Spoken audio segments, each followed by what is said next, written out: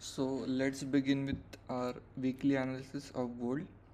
तर आपण बघू शकतो लास्ट वीकच्या वीकली ॲनालिसिस व्हिडिओमध्ये मी सिम्पली लेवल्स दिले होते.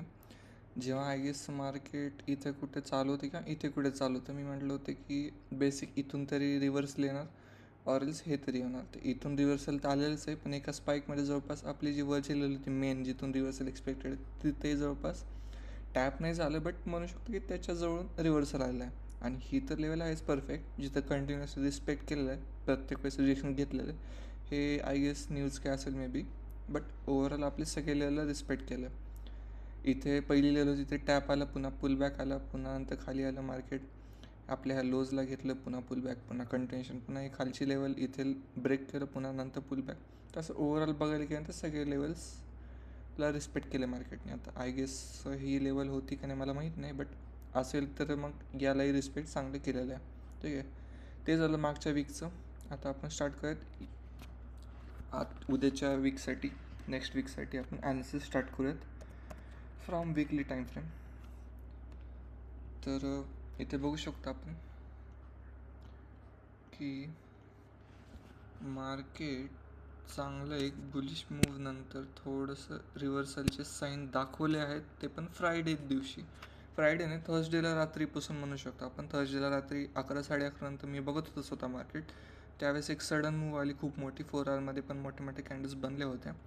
त्यानंतर नेक्स्ट डे पूर्ण मार्केट तिथंच होल्ड होतं. त्यामुळे मोस्टली जी मूव्ह आली ती थर्सडेलाच आली आहे, लास्ट थर्सडेला आणि लास्ट फ्रायडेचं म्हणतो मी. तर हे झालं आपलं. आपण ह्याला घेऊयात वीकली लो असं मार्क करून घेऊयात, VL करूयात वीकली लो. हे झालं previous weekly low. Fresh low आपण इथे असं मार्क करूयात. याला एकदा नीट लिहूयात, वीकली लोच लिहूयात. याला थोडं कॅपिटल करूया म्हणजे थोडंसं आयडिया येईल की डिफरन्शिएट करता येईल आपल्याला.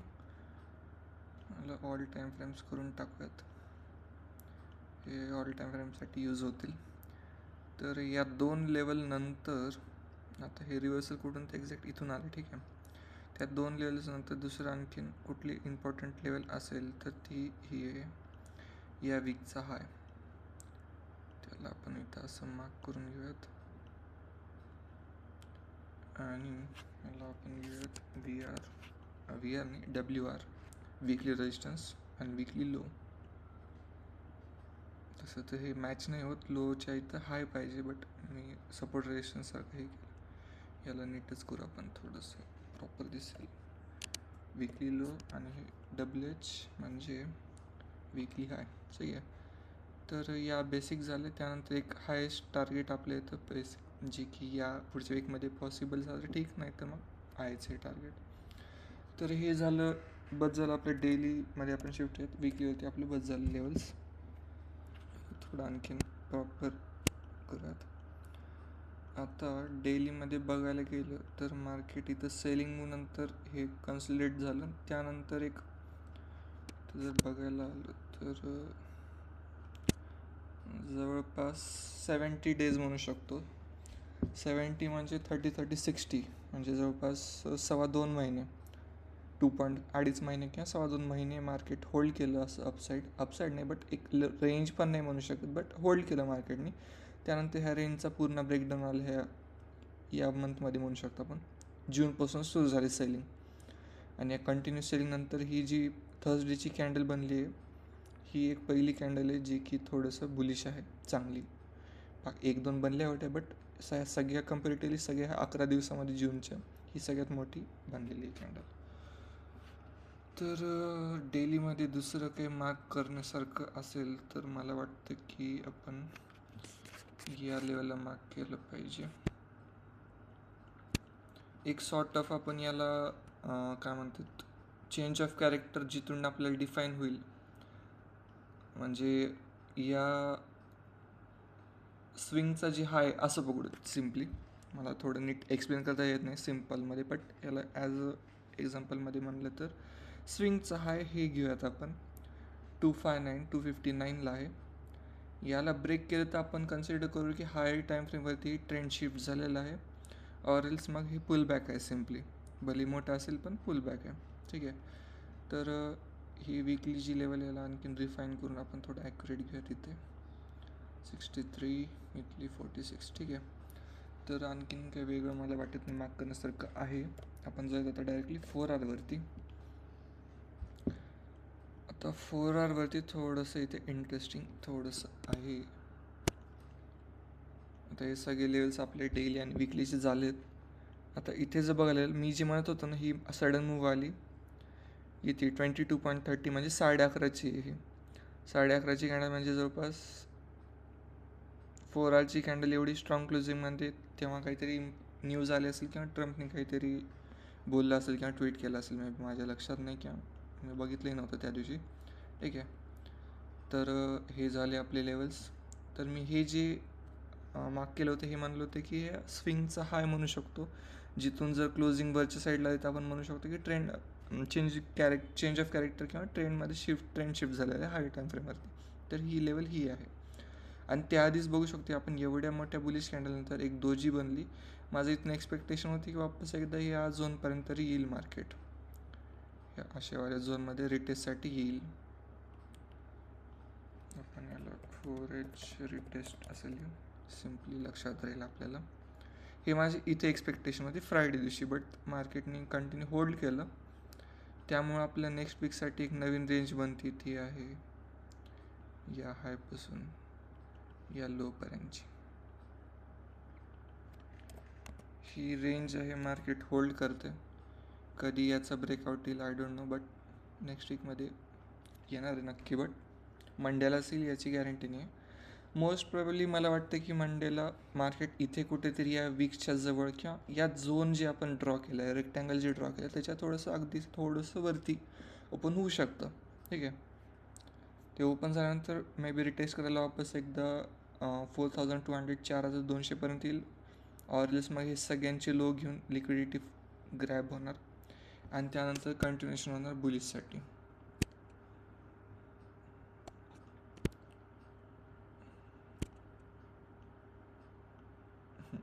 तर ही लेवल अशी एक बनते. याला आपण असं लिक्विडिटी मार्क करूयात. या रेंजलाही थोडंसं 4R लिहूयात, पुढे कन्फ्युजन नाही होणार. ठीक आहे.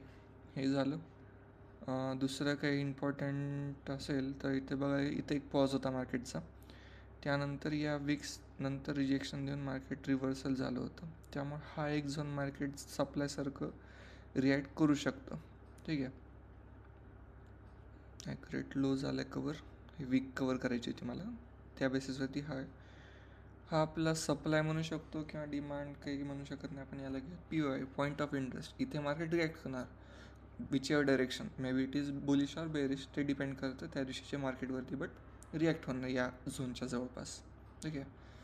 तर 4Rमध्ये दुसरं काही मला दिसत नाही. आणखीन एक म्हणलं तर गरज असं एवढी स्पेसिफिक गरज नाही आहे, बट आपण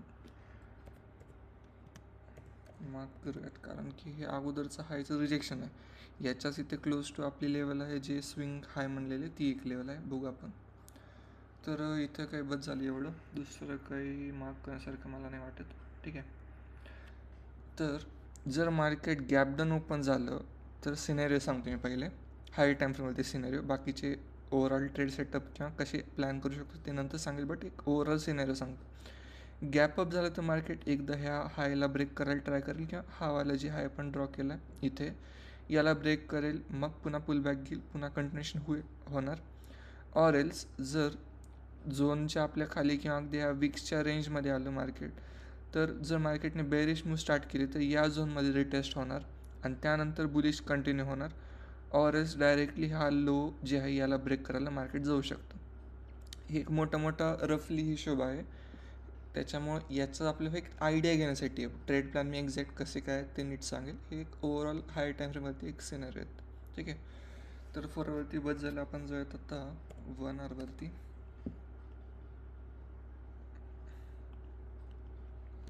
तर 1Rवरती सच मला काही आणखीन काही स्पेशल लेवल मार्क करावीशी अशी काही दिसत नाही किंवा वाटत नाही आहे. तर एकदा थोडंसं बघून घेऊया आपण. जे सध्यासाठी युजफुल आहे ते सगळ्या मोस्टली झाल्या आहेत आपल्या. बाकी लेवल्स आहेत बट ते सध्या तरी यूज नाही होणार. सडन एवढं मार्केट रिव्हर्सल नाही करू शकल. सडन म्हणजे पूर्ण वीकचं म्हणत नाही, मंडे ट्यूजडे 1-2 दिवसामध्ये एवढं रिव्हर्सल होऊ नाही शकणार. त्यामुळे ते वरची जास्त लेवल मार्क करणार काही अर्थ नाही सध्या तरी. तर आपण या 30 मिनिट्स 30 मिनिट्स असं स्पेशल यायची गरज नाही. मला एक सवय आपली पहिल्यापासून, त्यामुळे 30 मिनिट्स ही यूज करतो. 30 मिनिट्सऐवजी 15 मिनिट्स यूज केलं तरी काही हरकत नाही. ठीक आहे. तर 15 मिनिट्समध्ये थोडंसं इंटरेस्टिंग हे जे फॉर्मेशन आहे असं मला वाटतं. मी थोडंसं इथे एक्सप्लेन करतो. इथे बघू शकता आपण मार्केट बेरिश मूव, नंतर पुल बॅक, पुन्हा bearish move, consolidation, bearish move, pull back, bearish move आणि इथून एक पुल बॅक.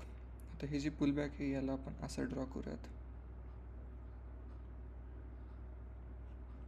आणि ही इथे बनते आपली ट्रेंड लाईन. तर या ट्रेंड लाईन एक आपल्याला महत्त्वाचं काम करणार आहे मंडेसाठी किंवा नेक्स्ट वीकसाठी. जोपर्यंत मार्केट रेजिस्ट करत नाही ह्या ट्रेंड लाईनला खालच्या साईडनं, तोपर्यंत आपण कन्सिडर नाही करू शकणार की टोटली मार्केट आता खाली या रिटेस्ट झोनमध्ये किंवा हाय ह्या लोसाठी जाणार आहे. त्यामुळे ही जी रेजिस्टन्स म्हणतो ट्रेंड लाईन आहे ही आपलं एक सपोर्टसारखं ॲक्ट करेल. जेव्हा जेव्हा तुम्हाला मार्केट वाटेल खाली जाते, बेरीज झाले, पण तेव्हा एकदा कन्सिडर करू शकता या ट्रेंड लाईनला. याच्या खाली प्रॉपर क्लोजिंग, त्यानंतर रिटेस्ट, त्यानंतर कंटिन्युएशन जोपर्यंत होत नाही तोपर्यंत क्लिअरली आपण कन्सिडर करू नाही शकत की मार्केट बेरिशला शिफ्ट झालेलं आहे आफ्टर अ पुल बॅक. तर एक ट्रेंड लाईन एक चांगली आहे. तर आणखीन काही 30 मिनिट्समध्ये नाही आहे.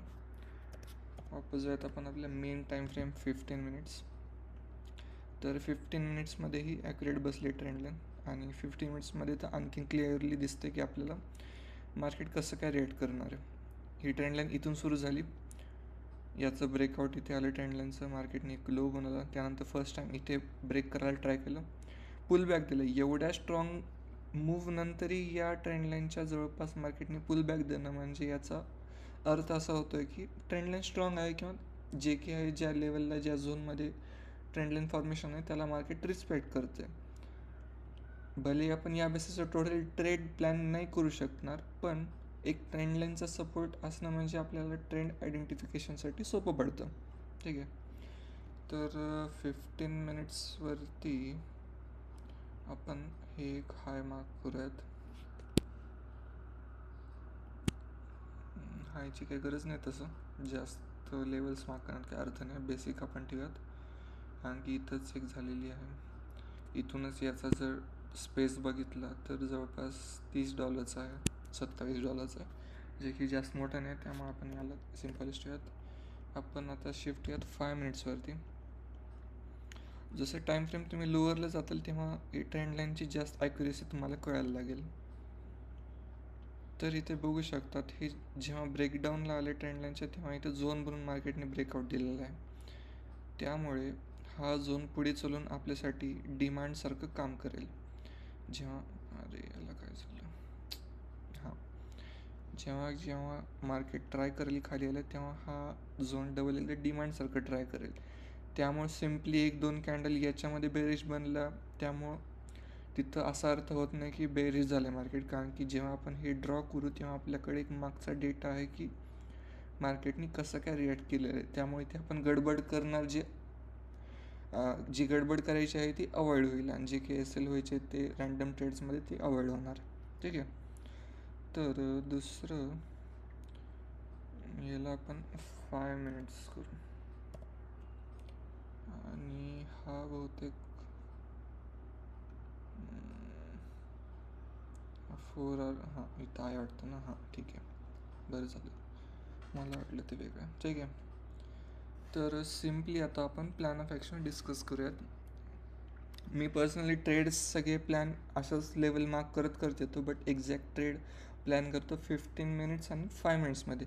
त्यातल्या त्यात आणखीन एक्झिक्युशन जे असतं माझं ते टोटली मी करतो 5 मिनिट्स आणि 1 मिनिटवरती.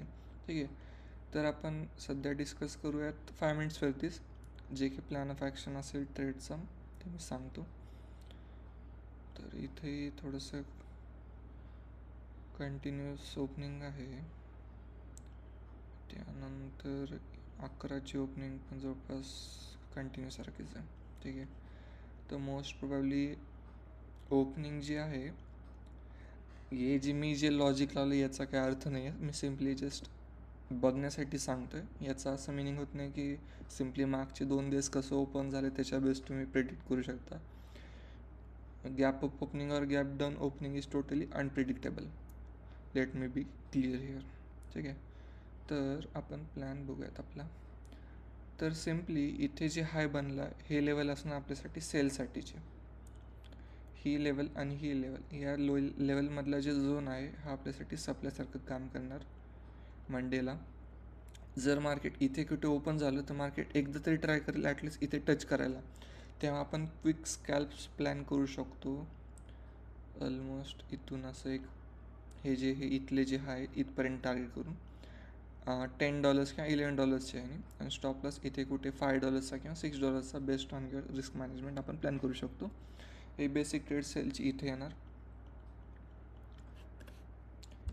त्यानंतर समजा मार्केट कंटिन्युएशनमध्ये इथेच कुठेतरी या अशा इथल्या झोनमध्ये ओपन झालं तर मोस्ट प्रॉब्ली मार्केट डबल एकदा जाणार सेलिंग साईडला, ट्राय करेल की या ट्रेंडलाईनचा ब्रेकआउट आणायला ट्राय करेल. तेव्हा तुम्ही ही मार्क केलेली जे आपण डिमांड झोन आहे त्याला आपण बघणार आणि तिथे थोडंसं स्मार्टली ॲक्ट करणार की मार्केट खाली येईल म्हणजे बेरिश नाही झालं तर मार्केट रिटेस्टला येईल. As simple as such. इथून जसं झालं तसं इथे झालं तसंच इथे एक्सपेक्टेड आहे, कारण की थर्ड टॅपला मोस्टली चांगलं मूव्ह येत असतात. तर सिम्पली इथे येणार आपल्या बाय प्लॅन करू शकतो आपण अशा टाईपचा. इथून कुठं इथे टार्गेट आपलं बेसिक इथे येणार ह्या रेंजचं मिडल आणि राऊंड फिगर लेवल ऑफ 200 4199 म्हणजेच 200 4200ची लेवल. इथे 20 पॉईंटचं आपल्या TP भेटतं आहे. त्याआधी आपल्या स्कॅल्प करायचे असेल तर 5-10 पॉईंटचे आपण करू शकतो. ठीक आहे, आणि मला असं वाटतं की जेव्हा मार्केट या लोला घेऊन जाईल, इथले स्टॉप लॉस मार्केट काढून टाकेल, त्यानंतर थोडंसं मार्केटमध्ये वॉल्यूम गेन होणार आणि थोडंसं मार्केटमध्ये जे मोमेंटम आहे ते या पॉईंटनंतर थोडंसं चांगलं दिसेल बायसाठी चांगलं. तसंच सेलसाठी जर म्हणलं तर या झोनमध्ये आल्यानंतर या हायला टेकआउट केल्यानंतर मार्केटमध्ये सेलची मूवसाठी वॉल्यूम येणार आणि थोडंसं सेलचं मोमेंटम चांगलं दिसणार. त्याच्यामुळे ही लेवल तुम्ही लक्षात ठेवा कसं काय रिॲक्ट करू शकता मार्केट. ठीक आहे, आपण एकदा 15 मिनिट्सवरती बघूयात. आणखीन एक सिनेरिओ जे बनतो तो बनतो की मार्केट प्रोबॅबली 95 पण रिव्हर्सल करू शकतो.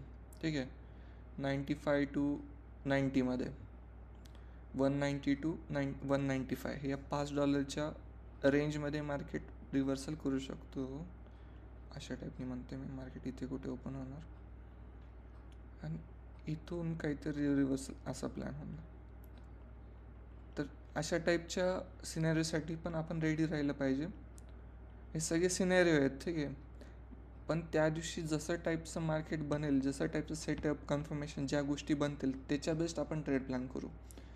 आता इथे कुठं आपल्याला सगळ्या गोष्टी आपल्या कन्फर्मेशनमध्ये आल्या, सगळे रूल्स टिक झाले, आपले सगळे क्रायटेरिया फुलफिल झाले की आपण ट्रेड प्लॅन करणार. त्याच्यामुळे हे जे सिनेरिओ सांगतो हे जस्ट आपल्याला एक ट्रेंड कसं काय किंवा स्ट्रक्चर कसं काय बनू शकतो ह्याची आयडिया देण्यासाठी. ट्रेड जी आहे टोटली त्या दिवशीच्या प्राईज ॲक्शनवरती डिपेंड करतं. त्यामुळे याच्यावर फक्त कम्प्लिटली या बेस्ट तुम्ही ट्रेड प्लॅन करू नका, त्याच्यासोबत तुमचे कन्फर्मेशन्सही असले पाहिजेत. आता भले इथून मार्केट रिव्हर्सल करेल पण त्याआधी 2-3दा इथं समजा स्पाईक मारली आणि तुम्ही प्रत्येक इथे टॅपला एंट्री करत गेलात तर तुमचे SL डेफिनेटली इथून जाणारच आहेत ना. त्याच्यामुळे ही गोष्ट क्लिअर झाली पाहिजे की आपलं सिनेरिओ क्लिअर असणं ही चांगली गोष्ट आहे, but based on simple scenario you cannot take trades. ठीक आहे, त्यासाठी तुमच्याकडे कन्फर्मेशन्स पाहिजे जे की तुमच्या सेटअपला जे तुमचं सेटअप डिमांड करतं. Based on that only you can plan trades. ठीक आहे, तर आपण बाय सेल दोन्ही साईडचे ट्रेड प्लॅन केले. त्यानंतर वीकली डेली दोन्हीमध्ये केले. आणि फंडेड अकाउंट्सवरती ट्रेड करत असाल तर थोडंसं जास्त कन्फर्मेशन भेटल्यानंतरच ट्रेड करत जा कम्पॅरेटिव्हली पर्सनल अकाउंटमध्ये कसं आपण छोटंसं असतं कॅपिटल, मोस्टली मोठं पण असतं आय नो दॅट, बट जे युजली आपण स्टार्ट करतो त्याच्यामध्ये आपण कमी कॅपिटलने करतो आणि त्या हिशोबाने लॉट साईज कमी असते, त्याच्यामुळे तिथे एवढा प्रॉब्लेम नसतो. बट फंडेड अकाउंट जे असतं त्याच्यासाठी आपण फेज 1 फेज 2 केलेलं असते, त्यानंतर फंडेड अकाउंट घेतलेलं असते, त्याच्यानंतर आपल्या पेआउटसाठी आपण थोडंसं ग्राइंड करत असतो की डेली थोडंफार ट्रेड सेटअप बनणे, चांगले डिसिप्लिन फॉलो करणे. त्याच्यामुळं इथं रँडम ट्रेड्स घेऊन काय अर्थ नाही आहे. त्याच्यामुळे जास्तीत जास्त कन्फर्मेशन ज्या पॉईंटला भेटतील त्या पॉईंटला तुम्ही ट्रेड करायला बघा. असं नाही की एक स्पाईक आली येऊन पटकन बाय करणं किंवा एक सेलची स्पाईक आली येऊन पटकन सेल करणं, याच्यात काही पॉईंट नाही आहे. जास्तीत जास्त कन्फर्मेशन घ्या, त्यानंतर ट्रेड प्लॅन करा. प्लॅन ऑफ ॲक्शन जे सिनारीज सगळ्या टाईपचे डिस्कस केलेत मी. 4 आवर विकलीपासून 5 मिनिट्सपर्यंत सगळे डिस्कस केलेत, लेवल्स आणि सगळे सिनेरिओ. 4 आवरमध्ये सिनेरिओ सांगितलं आहे आणि 15 मिनिट्स 5 मिनिट्स दोनमध्ये डिस्कस केलेलं आपण. त्याच्यामुळे हे लेवल्स तुमच्याकडे वाटलं तर मार्क करून घ्या. या बेस तुम्ही ट्रेड प्लॅन करू शकाल बेस्ड ऑन युअर स्ट्रॅटर्जी. ठीक आहे. आणि फंडेड अकाउंटच्या रिस्क मॅनेजमेंटसाठी किंवा फंडेड अकाउंटचे funding challenge phase 1 phase 2 pass करण्यासाठी एक मी PDF स्पेशली टाकलेली चॅनलवरती, तुम्ही चेकआउट करू शकता. तिथे मी थोडंसं डिटेलमध्ये टाकलेलं आहे, जे की मी रीलमध्ये थोडंसं शॉर्टली एक्सप्लेन केलं. तर भेटूयात नेक्स्ट वीकली ॲनालिसिसवरती.